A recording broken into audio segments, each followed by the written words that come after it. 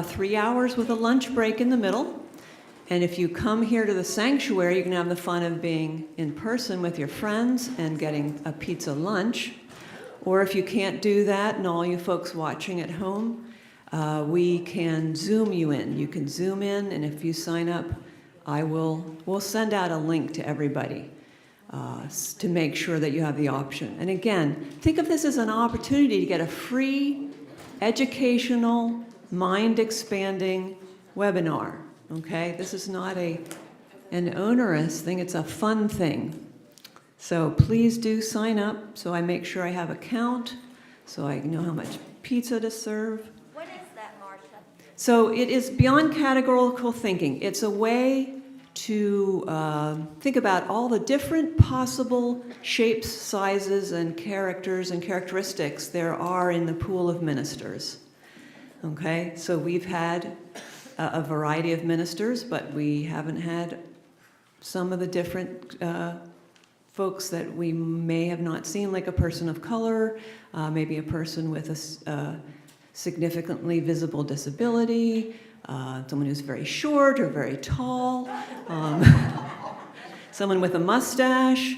I mean, we just don't know what our next minister might look like. And when we look around our congregation, we are a certain demographic. It's not a surprise to know that.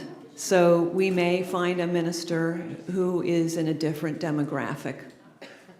And that's what it's all about. It's about learning about diverse populations, which, we would like to attract diverse populations to our congregation. So that's what it is, and it's coming up on Friday, October 27th.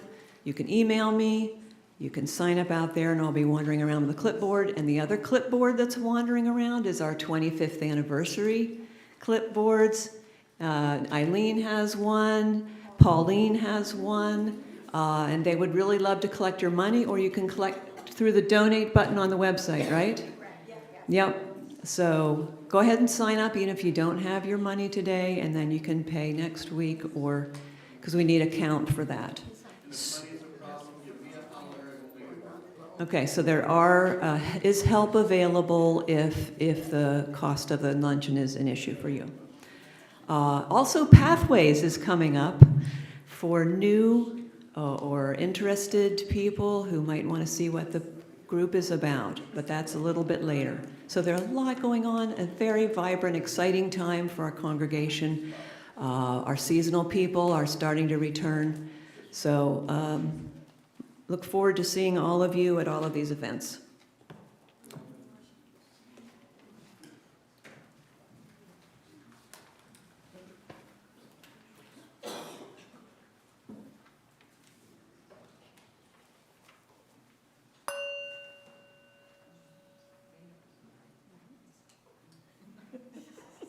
Good morning. Welcome to church this morning. My name is Jan Simon of the Unitarian Universalist Congregation of Venice, which we fondly call UCOV, where we strive to be a beacon of liberal religion for Florida's Suncoast and a refuge for all who seek a welcoming community. No matter your color, your creed, ability, class, no matter who you love, your gender expression, political affiliation, or religious belief. Here we celebrate our differences as we learn from one another. If you'd like to know more about this congregation and its many opportunities for learning, growth, and connection, you can peruse our calendar and announcements on Facebook or on our webpage at uucov.org. If you're joining us online, please consider navigating over to our website, clicking the donate button there and giving as generously as you can. We hope you'll find something in this service that speaks to you and maybe lifts you up or challenges you in ways that lead to spiritual reflection and personal growth. We're glad you've chosen to join us. Welcome. If you're visiting us for the first time, we'd love to meet you. Can you please introduce yourself with your name and where you're from? Any visitors today? Yes, please. Oh, we're getting you a microphone. There we go. I'm I'm Michael from, I was actually born in Albuquerque, New Mexico, but I'm basically a Sarasota native. Hi, my name's Lauren. I've been in Venice for about 3 years, but I'm originally from St. Louis. Welcome. It's great to have you here. Anyone else visiting? Anybody just got back? Yeah, probably a few people. Kendra, Pat, Tom, me. So here are a few announcements of things that are coming up. On Sunday, October 22nd and 29th, the Community Outreach will collect health products for Good Samaritan Pharmacy and Health Services. Please see Janet Knudsen. Janet, you want to raise your hand? There you go. For a list of items that are needed, and you can deposit these items in the box on the lanai. Also, as Marcia just indicated, there's a Beyond Categorical Thinking class coming up on October 27th, 10:30 to 2:30. You can Zoom or join in person, so please sign up for that today. If you are new and ready to explore membership, you can join Pathways, which is a 2-part class on Tuesday, November 14th, and Thursday, November 16th, from 6:30 to 8 p.m. in Waters Hall. And again, you can sign up on the lanai. If you need childcare, talk to Kathy Avery. Be sure to check out all the fun and interesting activities that are planned for our 25th anniversary coming up November 5th. Lisa.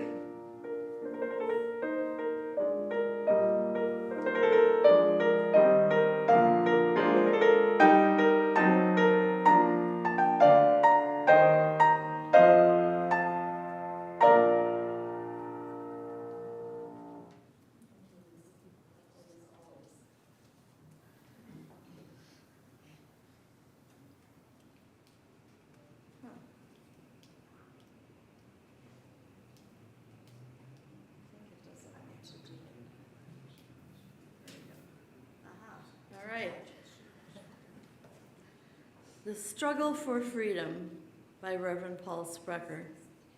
We light this chalice in memory of the courage of those who have struggled for freedom, the persistence of those who've struggled for justice, and the love of those who've built beloved communities to carry on the light of hope.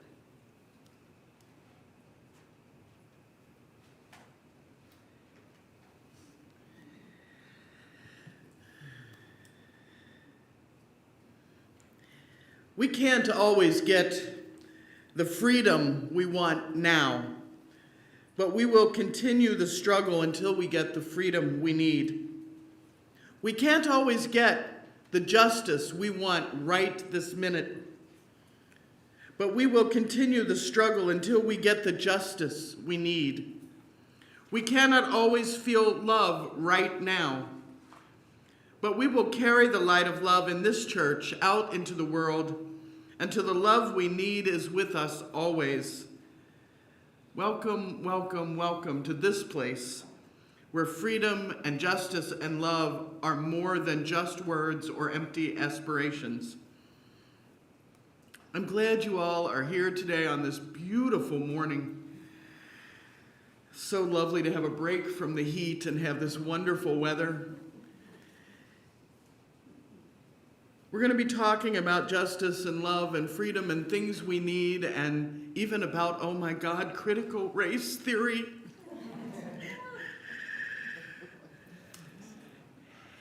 So come and let us worship here this morning, and please take just a minute to say hi or to introduce yourself to the people around you may not know.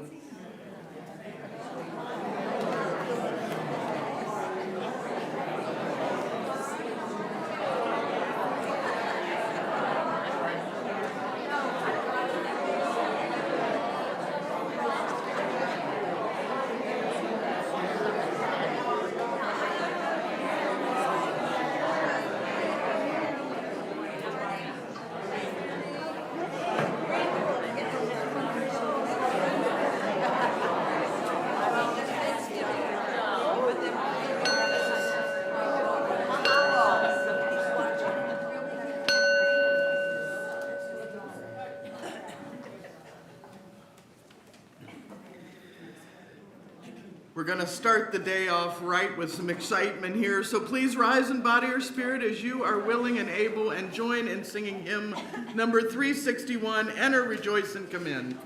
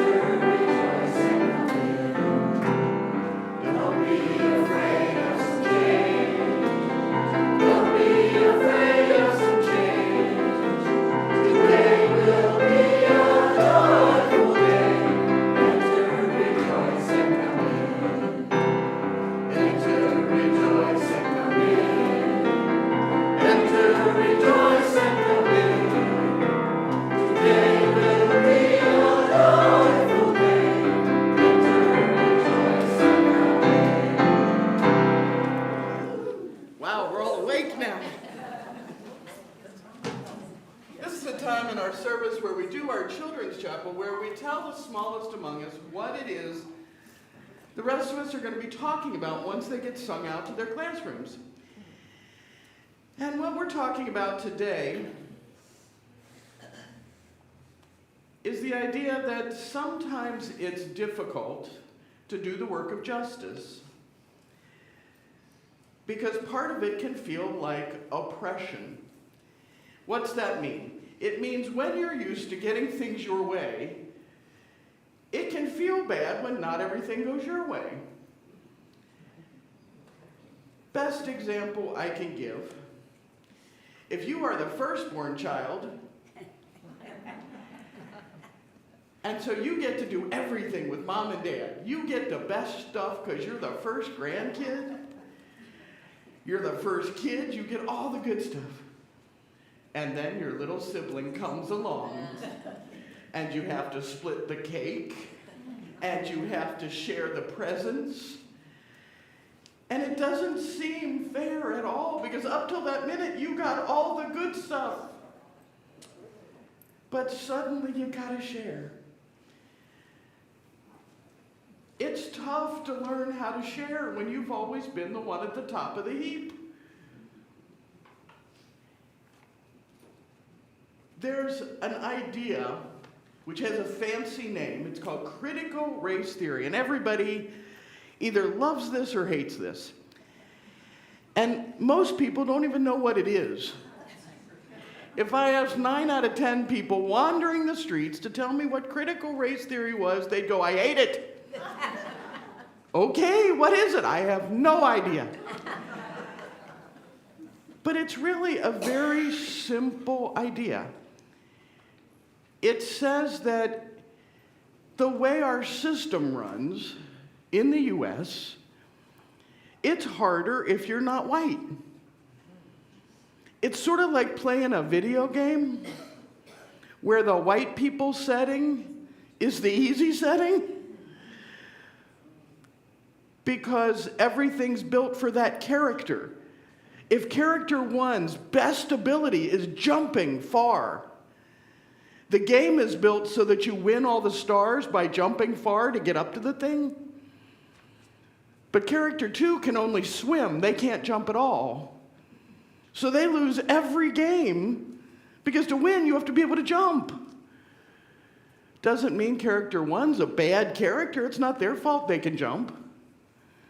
Doesn't mean character 2's a stupid character. They're the best swimmer on the planet. But the game says to win, you have to jump. That's critical race theory in a nutshell. It says the game is built so that all the things that win are easier for people with a certain set of attributes. So that's what we're going to be talking about later today. We're going to be talking about ways we can kind of go around that or help to fix that. Because it's really important to us that everybody gets to live their life in the way that benefits them, that they get to think freely and love freely and worship freely. So all this stuff matters to us. So that's what we're talking about, and I'd ask you all to help me sing the children to their classroom with the words of the Reeb benediction.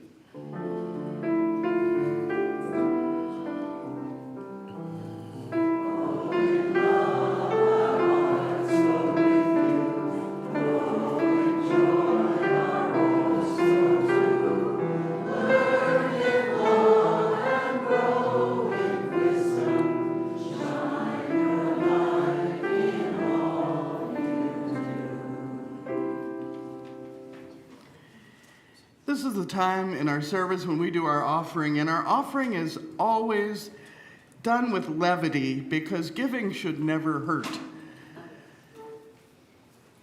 A group of Unitarian Universalists were driving a horse-drawn flatbed wagon to a local fall festival. They had built a big float on the wagon, and on it stood the choir singing and shaking donation buckets and tambourines.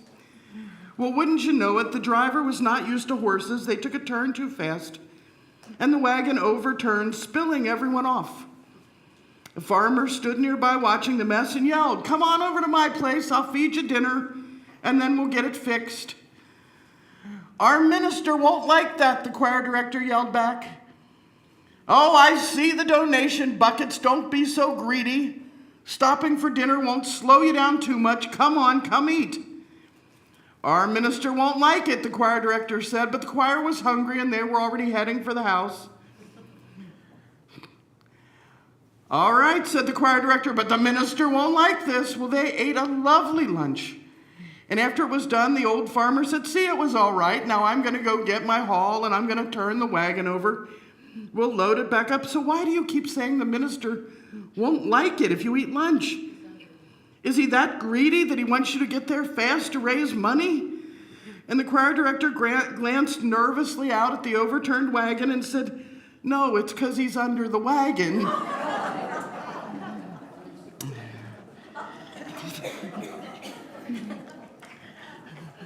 If I go to hell, you all will know why. The morning offering will now be given and gratefully received.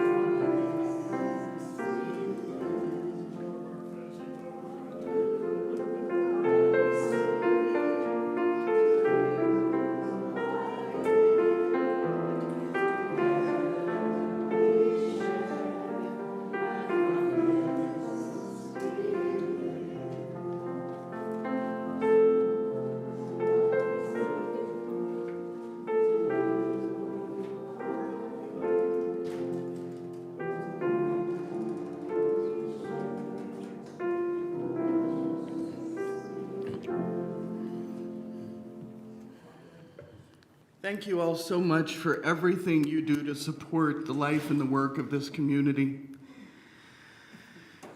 Because community is about who we are. Church isn't the building, but the people, a community of human hands and human hearts, and we come together to share our laughter and our tears. This is our time of sharing our joys and our concerns. You can raise a hand. Marcia will bring you a microphone. Please share only stories that are yours to share. Before and after this, or before and during the service, you're always welcome to come up and light a candle on the table to commemorate a joy or concern. During this time of the service, I will light them for you. I'd like to remind everybody today is Mary Leone's memorial service. It's going to start around 11:30, so if you wish to stay for that, please do. Our dear Sally, our admin assist, has had a setback in her care this week. She is very ill today. She was life flighted to Sarasota Memorial Trauma late last night. She cannot have visitors right at this moment, but I will try to keep everybody posted about where to send cards, and right now she's alert and she's oriented. She possibly had a heart attack yesterday. She's very dehydrated, very, very sick feeling. So keep her in your prayers. She and Caroline have asked for prayer at this point. So who else has a joy or a concern to share?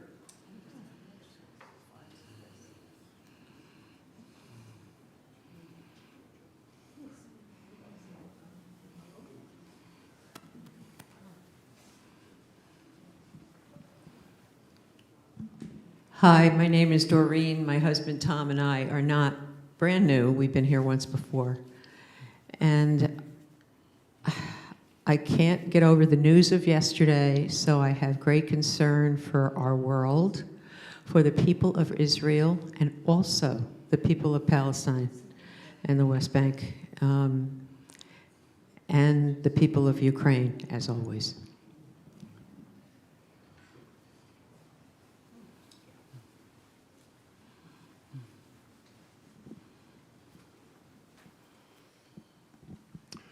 Good morning. I'm Brad Harden, and I've got two joys. They're both really interrelated. The first one is the wonderful people that we've known here since my wife and I came here about 15 years ago. And it just continually gets reinforced with all the new people that come too. The second one's related to that, and I got here a little late this morning, so you didn't see something sitting out in the grass out here, but it's a trailer that has something sitting on it that two of our members who have contributed tremendous woodworking skills here, Dave Williams and Bob Knudsen, helped me with something, and it's going to be a traveling billboard. We can't afford to support our candidates and our causes in the way that some other people can. But this is an inexpensive way that we haven't done before. And Reverend Amy has talked to us about a way that we can use this in addition to supporting candidates and causes. You'll hear more about that later as we get better organized, but I want to thank Dave and Bob for their wonderful help. It's a little strange looking, but I think you'll see it's probably going to suit the purpose. So thanks to the two of them. And a lot of the things we see around here were contributed to by Dave earlier, and I think Bob in here continuing to do wonderful things. Everything you see that's wood, that looks so nice, we can thank them.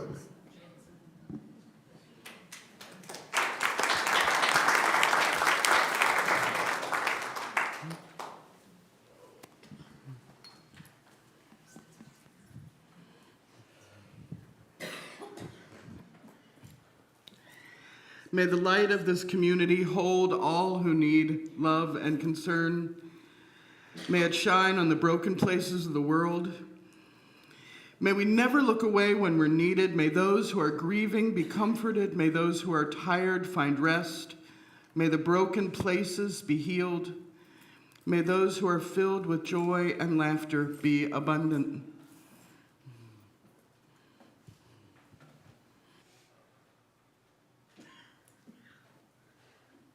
Today's first reading is called In the Midst of a World by Reverend Dr. Rebecca Parker.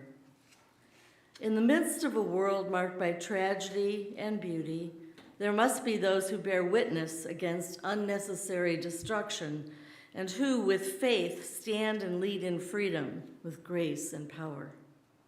There must be those who speak honestly and do not avoid seeing what must be seen of sorrow and outrage or tenderness and wonder. There must be those whose grief troubles the water while their voices sing and speak refreshed words. There must be those whose exuberance rises with lovely energy that articulates earth's joys.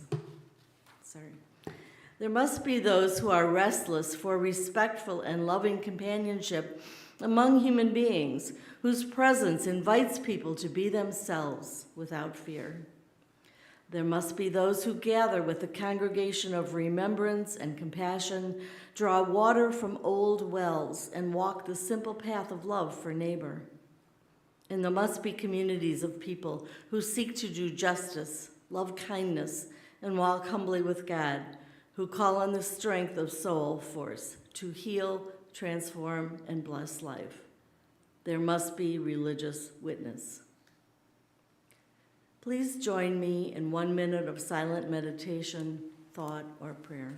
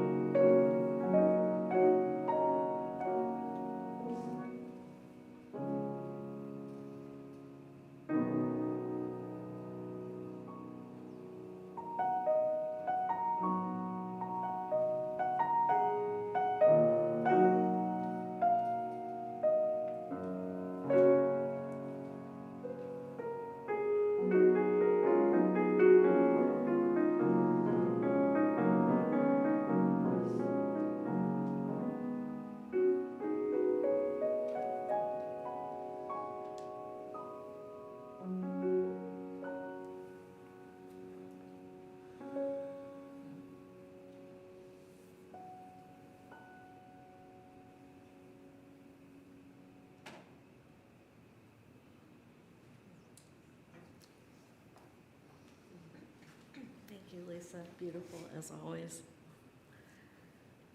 Our second reading is from Harrison Bergeron by Kurt Vonnegut Jr.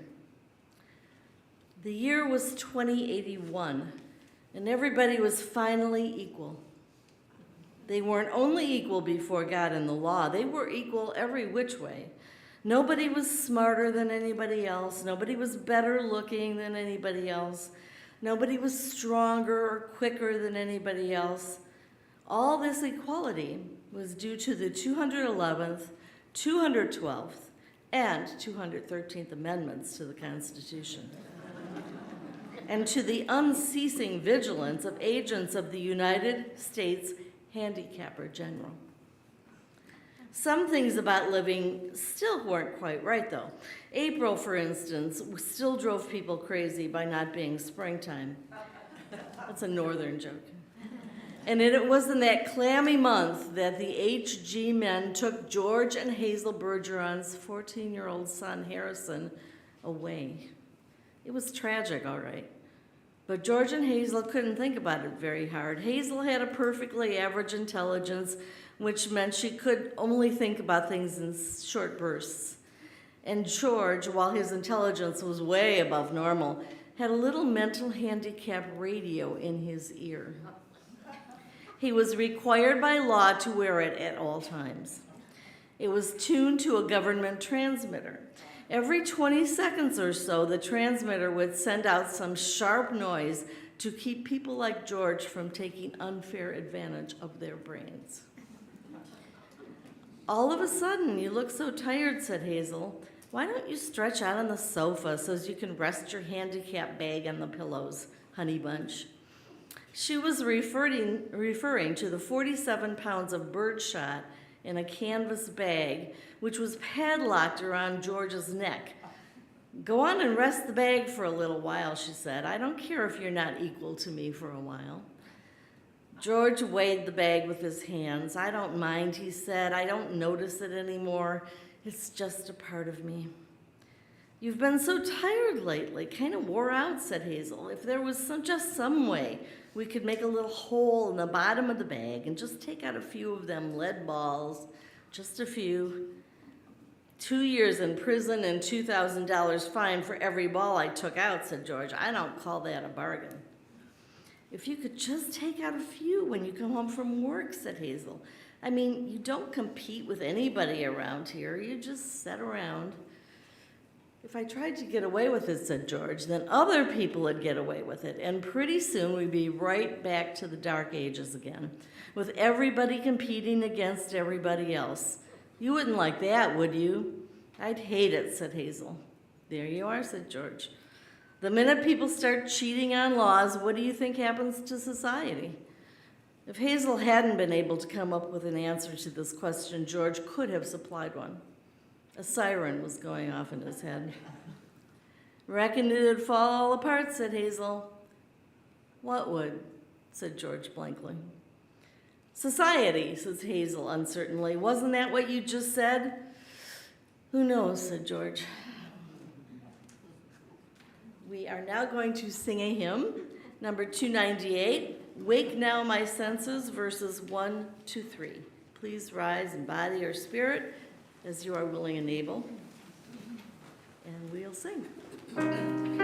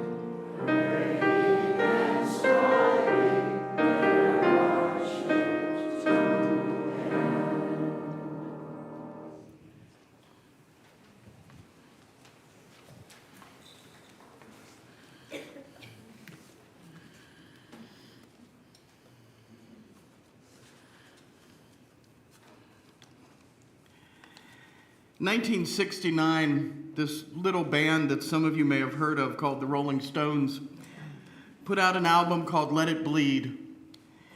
There was a song on it, You Can't Always Get What You Want. Very popular. Song itself was not intended to be deeply theological. It was written because Mick Jagger, the Stones' lead singer, was dating Marianne Faithfull, who was having a substance abuse problem. And he wrote the song with her in mind. But it has an amazing quote in it. You can't always get what you want, but if you try sometime, you'll find you get what you need.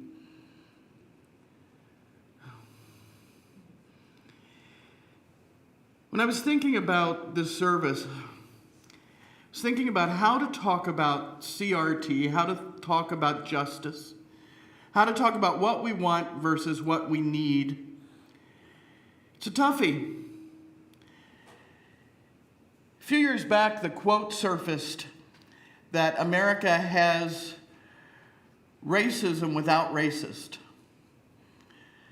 That it's possible to have racism without racist as part of our overall structure. Very conservative friend of mine said that's why people laugh at you guys on the left.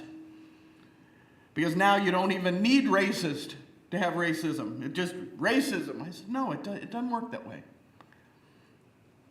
And I thought about it for a minute. I said, let me ask you a question. If you could wake up tomorrow, a little bit of magic here, bear with me. If you could wake up tomorrow and be black,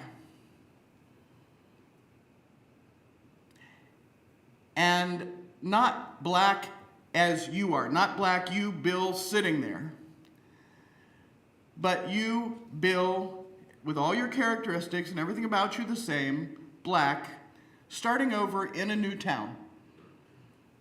Same training, same job history, same everything, but without the protection of your family and friends and the job you already have. Only difference is you as you are now black and in a totally new community. How would that work for you? And I got a really long pause because he knew the answer. I said, would it be harder to get a car at that new location? How do you think that would work? Because the studies have been really clear. If I send a young black man and a young white man to the same car dealership on 2 consecutive days, they talk to the same dealer, and they look at the same car, the young black man gets charged over $1,000 more. If I send those same 2 men and their families to talk to a realtor, they get shown different houses. Even if both of them say the exact same things about where they want to live and who they want to live by. And when they get shown the same houses, they get offered different prices.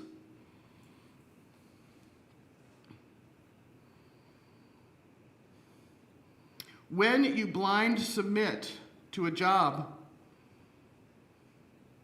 and one person's name is LaDonna or LaToya, Shekinah, Denicia, and somebody else's name is Bill or Ted or John or Steve or Sally, I bet y'all could tell me who gets the interview.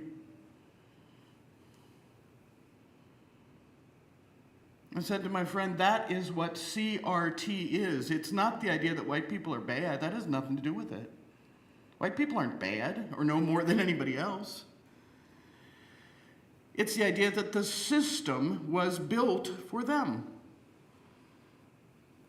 If I walk into the grocery store here in Venice, grocery near me, if Nancy and I go in, Nancy can go straight to the shampoo aisle and she can pick out any shampoo and any conditioner because they're built for her white hair. There are 3 of them that work for me. And none of the oils or other hair care products I need for my Middle Eastern hair. you walk into a grocery store and we look for groceries, we go down the aisle, you wouldn't believe the European food that's mixed in with the other food. You know where my food is? There's a big sign at the top of it that says ethnic. I don't even get Middle Eastern, I get ethnic.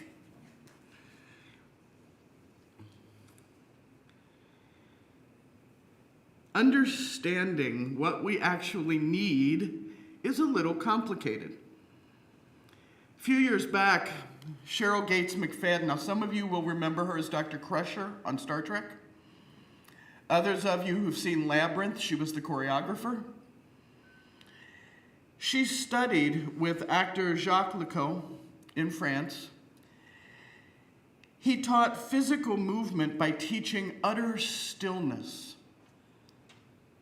He believed that in order to understand movement, you need to understand its opposite. Poet Mark Nepo believes some of the same thing. He writes, "I've been watching stars rely on the darkness they resist, and fish struggle with and against the current, and hawks glide faster when their wings don't move. We try so hard to be the main character when it's our point of view that keeps us from the truth. The only way to listen to what can never be said is to quiet our need to steer the plot. When jarred by life, we might unravel the story we tell ourselves and discover the story we are in, the one that keeps telling us."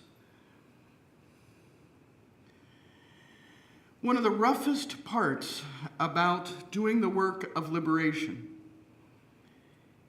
is this idea of who the main character is and what we tell life versus what it tells us.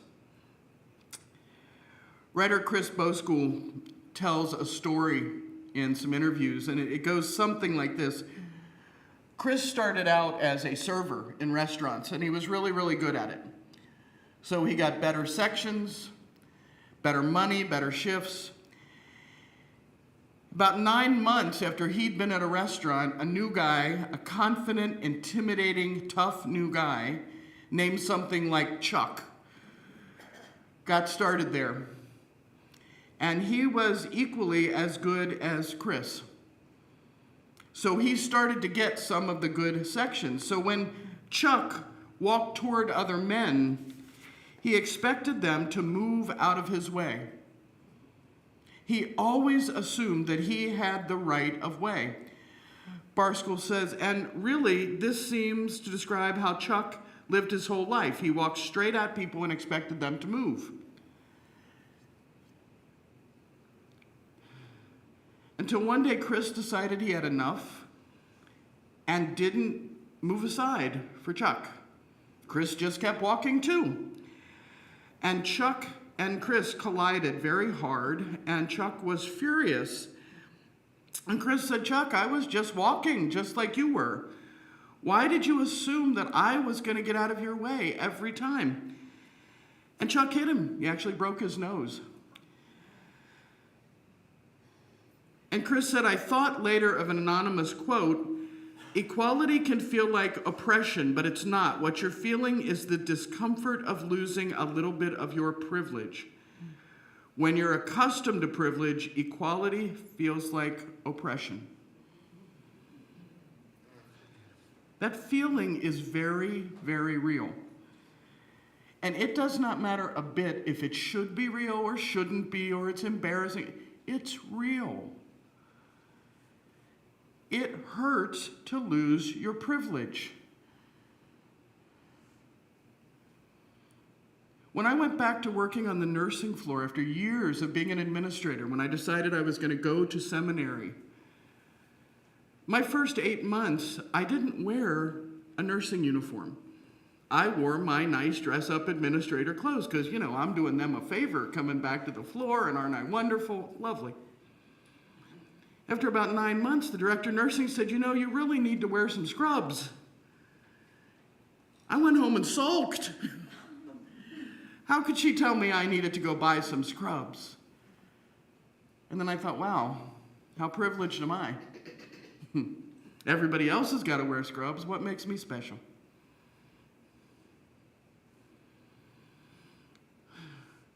Robin DiAngelo is a social justice educator. She's the one that created this term white fragility, which I am not a fan of particularly. She says white people in America live in a social environment that protects and insulates them from race-based stress.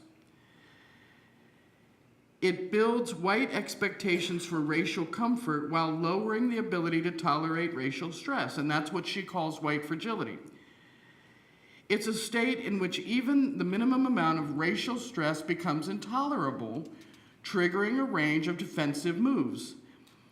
Emotions like anger and fear and guilt, argumentation, silence, leaving the situation. And these behaviors in turn function to reinstate white racial equilibrium. And she finds that race-based stress is everywhere and it leaves behind pain and fragility while we're trying to work to bring justice. Now, some people feel like this is the world of Harrison Bergeron, the reading today, where all white people are now going to be handicapped and pulled down somehow. It's uncomfortable, really uncomfortable to admit that it's harder to be black or brown than it is to be white in U.S. society.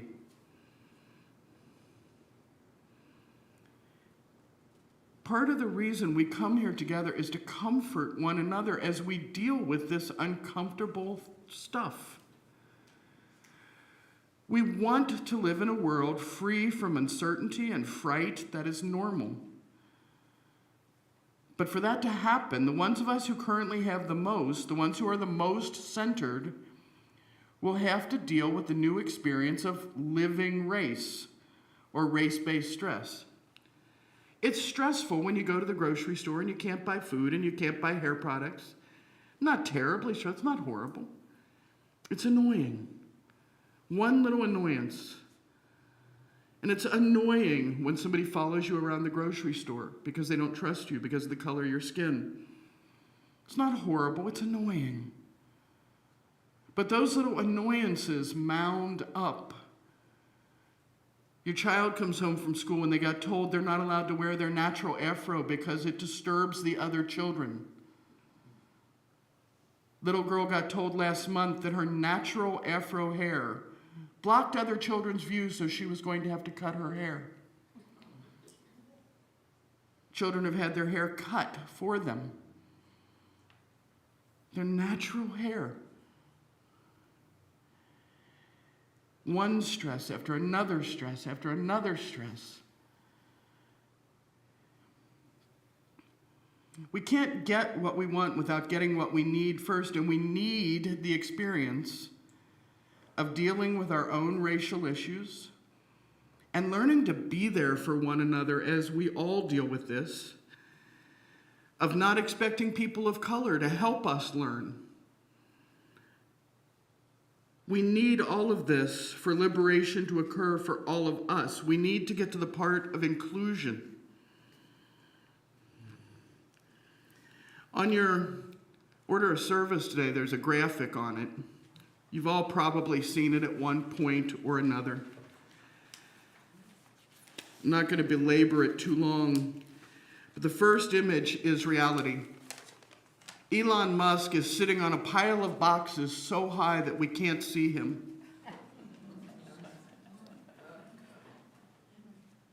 A young black homeless man with a substance abuse problem might as well be dug 8 feet down where only his head shows above the ground. Your average person can barely see over the wall in front of them. That's reality right now. Equality sounds good. It's where you make the amount of apple crates everybody's standing on exactly equal. But some of us will still be staring at the fence.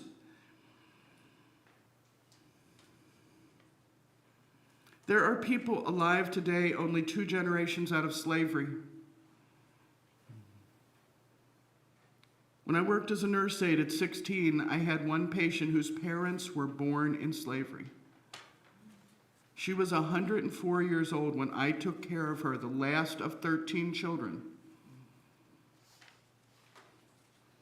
I cared for another patient years later who was 102.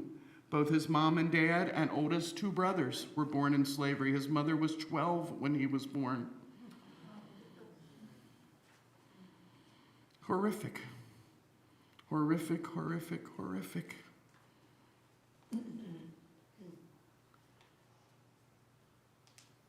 Equality doesn't help somebody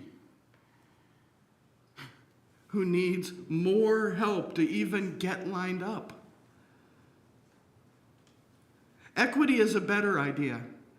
You give more help till everybody can see over the fence. Somebody who is 2 generations out of slavery, where nobody in their family has ever gone to college, and they are the first one to finish high school. Can you imagine the stress and the strain? They need programs to help them pick out a college, adjust to the first year. That's equity. And what's justice? Justice is we tear down the wall so that nobody has the obstacle in front of them. Equality lets us all confront the obstacle together with what we need, but equity says we remove it. Then no one requires anything to get around it. We throw away the fence and say, look, everyone can be fully present. And inclusion is one step further. It says, not only can you be present, we're inviting you to be present. We don't just have a stage with a ramp so that you can get up here if you're handicapped. We're going to go to Beloved Conversations and learn to understand that it's okay to have a handicapped minister. That we might find a minister in a wheelchair or using a walker, and that's okay. That's inclusion.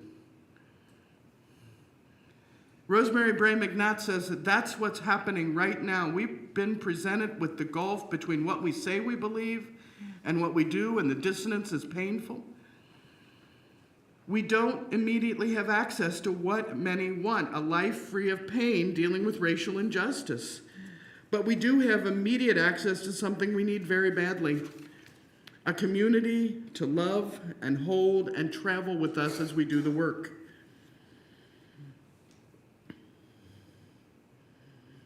We here at UCOV are engaged in social justice work,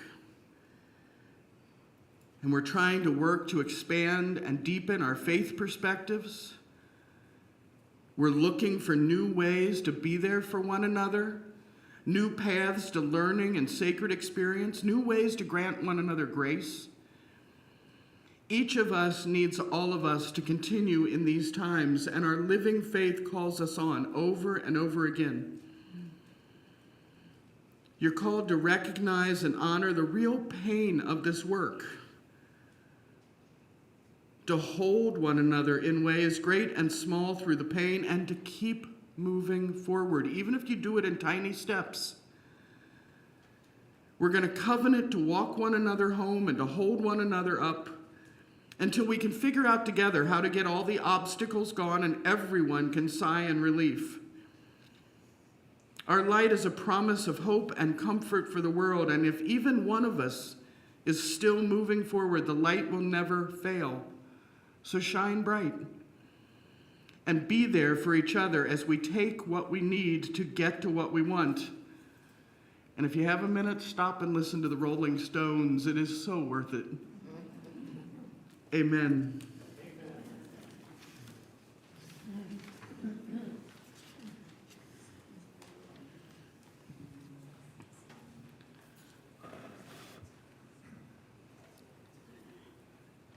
May we carry the light of love and liberation to the world until we meet again. Please rise and body your spirit as you are willing and join in singing number 118, This Little Light of Mine.